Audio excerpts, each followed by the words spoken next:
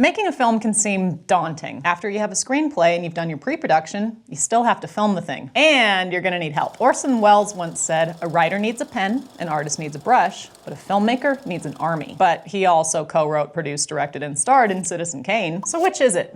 Do you need hundreds of people or a couple disciplined artists doing everything? Well, it depends on your movie.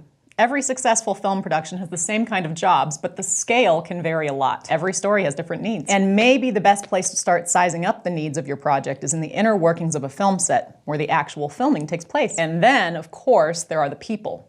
The crew that work on and off the set during principal photography when most of the movie is being filmed. I'm Lily Gladstone, and this is Crash Course Film Production.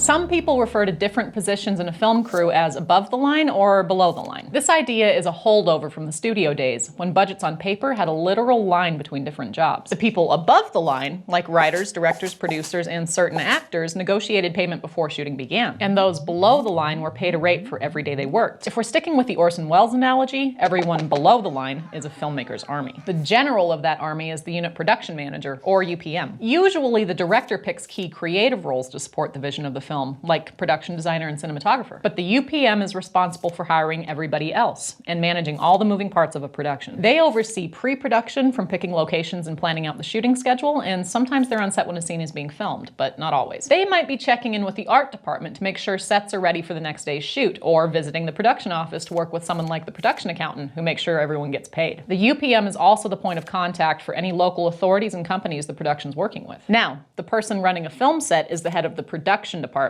the first assistant director, or first AD. They work with the director to schedule the details of every day's shoot and communicate what every department needs to do. Plus, they're responsible for keeping everyone safe. If you've ever visited a film set and saw someone you thought was the director, it was probably the first AD. They're the ones calling the roll to tell people to do specific things at specific moments, shouting things like roll sound, roll camera, and sometimes even action. While the first AD is always on set, the second assistant director, or second AD, is usually at base camp, which is just offset. Base camp is the behind the scenes of the behind the scenes. It's usually where the crew eats lunch, where the bathrooms are, and where the department and actor trailers are. The second AD is the main point of contact between the set and the actors when they're not acting. They make the daily call sheet, which is the document that tells everyone in the cast and crew where they need to be, when, and who they report to on the next day. When a scene has extras or background talent, the second AD may go on set to work with these actors. They also oversee the rest of the production hierarchy, any other ADs and production assistants. We call them PAs. PAs are the lowest rung on this ladder, but they're still super important. There's a pretty good chance that everyone on a set has been a PA at some point.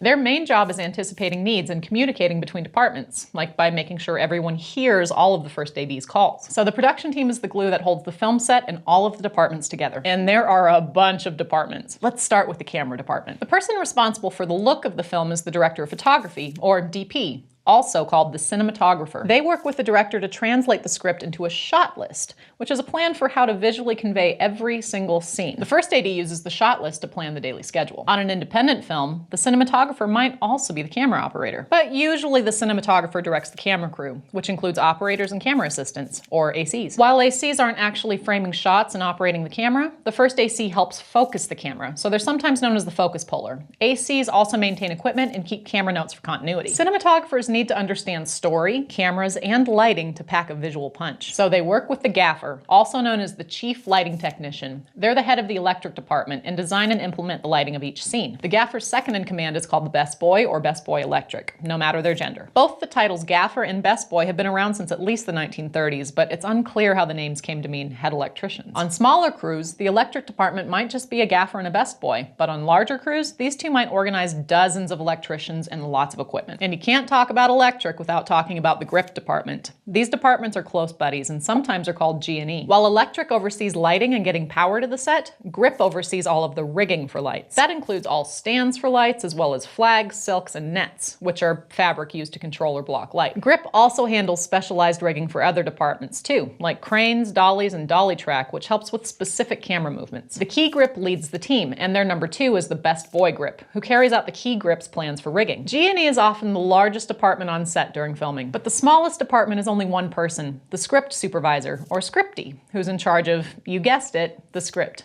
Here at Crash Course, we call them soups. They make sure the actors stay true to the writer's dialogue, so if you ever hear an actor call line, they probably forgot what to say and are asking the script supervisor for help. This department is also called continuity because the Scripty is responsible for thinking ahead to how the editor will cut everything together. To hear all the words being said, the script supervisor needs to work with the sound department. The head is the sound recordist, or sound mixer, whose job is to hear everything. They're usually just off set, monitoring sound in a slightly quieter place. They manage the boom operator, who's on set and trying to get the microphones as close as possible to the actors' mouths without being in the shot. Now, all the departments we've talked about so far are involved in capturing the film, but there are a bunch of people that work both on and off set to create the world that's being captured. The art department, for instance, designs, builds, or transforms sets, finds and creates props, and dresses each location to match the director's vision for each scene. Their fearless leader is the production designer, who works with the director in pre-production to create the look of the world. Then, the art director organizes everyone else and makes the production designer's plans real. Everything in the mise-en-scène is found or made by the art department.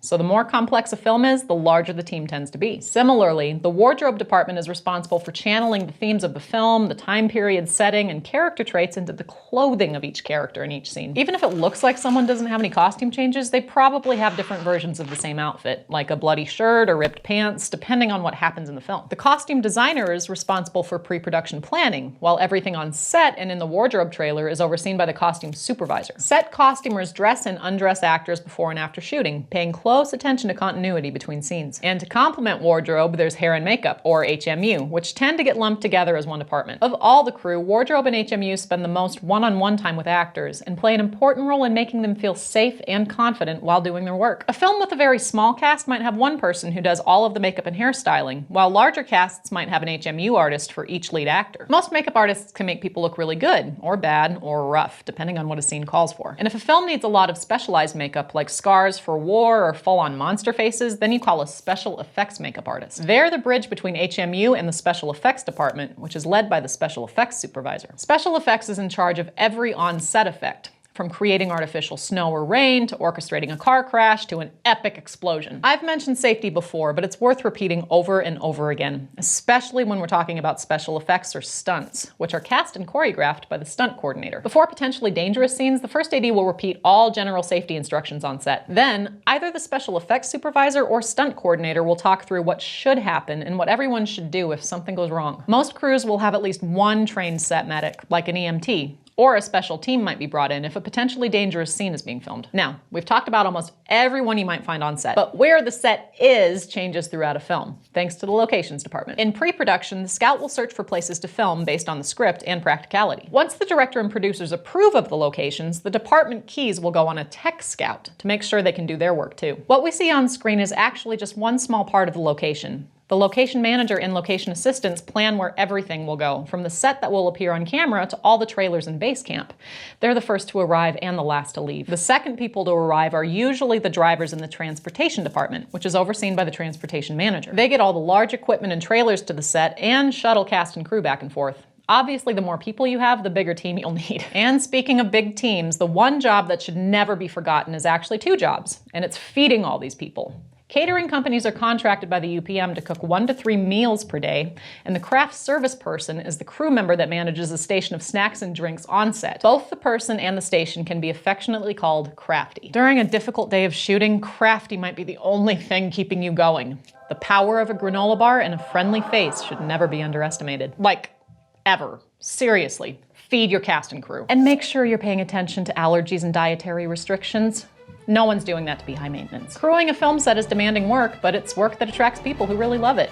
We could easily make a 90-minute video about all these talented people, but, you know, scale. Today, we discussed scalability and how the needs of a film dictate the size of a film crew. We learned about the different departments and the jobs on set and how they interact. And next time, we'll start diving into these roles in a little more detail, starting with that piece of equipment at the center of every set. The camera. Crash Course Film Production is produced in association with PBS Digital Studios. You can head over to their channel and check out a playlist of their latest shows, like PBS Infinite Series, Deep Look, and Braincraft. This episode of Crash Course was filmed in the Dr. Cheryl C. Kinney Crash Course studio with the help of these nice people, and our amazing graphics team is Thought Cafe.